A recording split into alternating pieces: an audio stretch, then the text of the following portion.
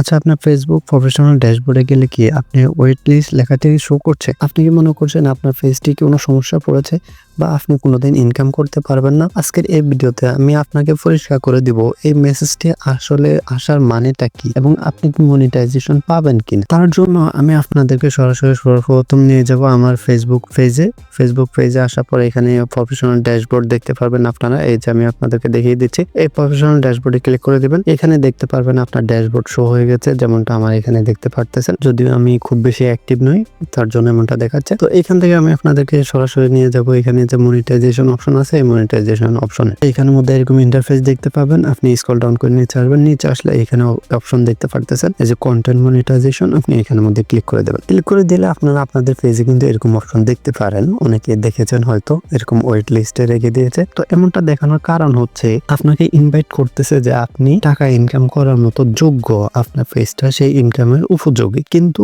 তাদের যে শর্তগুলি আছে সেই শর্তগুলি আপনি এখনো পূরণ করতে পারেন নাই। তার জন্য আপনাকে কিন্তু এই ওয়েট লিস্টে রেখে দিয়েছে।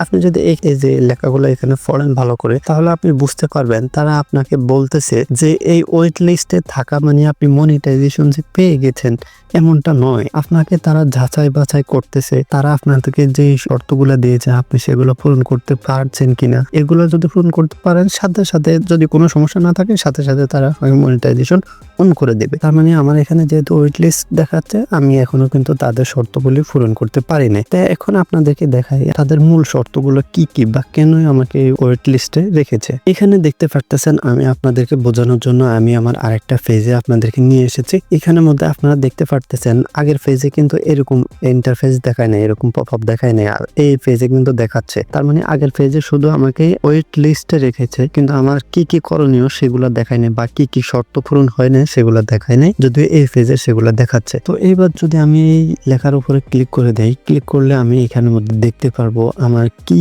কি তাদের শর্ত পূরণ হয়েছে এবং কি কি শর্ত পূরণ হয় নাই। আপনারা এখানের মধ্যে একে একে দেখতে পারতেছেন। আমি কিন্তু তাদের 4টা অপশন আমি পূরণ করে ফেলেছি, বাকি যে 2টা আছে এগুলো কিন্তু আমি এখনো পূরণ করতে পারিনি। এই যে আপনারা এখানে নিচে খেয়াল করলে দেখতে পারবেন আমার এখানে কিন্তু 10,000 ফলোয়ার প্রয়োজন ছিল, আমি কিন্তু পূরণ করেছি মাত্র 1382টা। তার মানে আমি এখন অনেক ফ্রিতে পড়ে আছি। এবং তার নিচে আপনারা দেখতে পারতেছেন 1.5 লাখ ইউনিক ভিউজ, তাও 28 দিনে পূরণ করতে হবে। অর্থাৎ 1.5 লাখ ইউনিক যে ভিউজ, এগুলো আমি আমার ভিডিও থেকে 28 দিনের মধ্যে পূরণ করতে হবে। তার মানে আপনারা এখানে দেখতে পারতেছেন আমি এখনো আমার যে 2টা বলে আছে এই 2টা কিন্তু পূরণ করতে পারিনি। বাকি যে উপরে যে 4টা আছে আমি কিন্তু সেগুলো পূরণ করে ফেলেছি।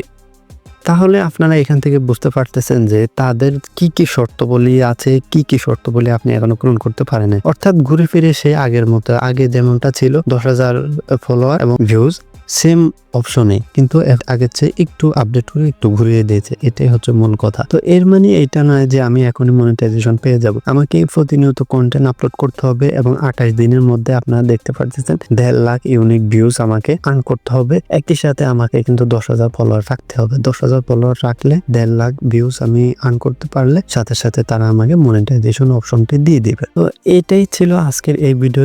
এই জন্য আপনারা মনিটাইজেশন অনেকে পান না, অনেকে শুধু ওয়েট লিস্ট দেখে যান কিন্তু দেখতে দেখতে বিরক্ত হয়ে যান।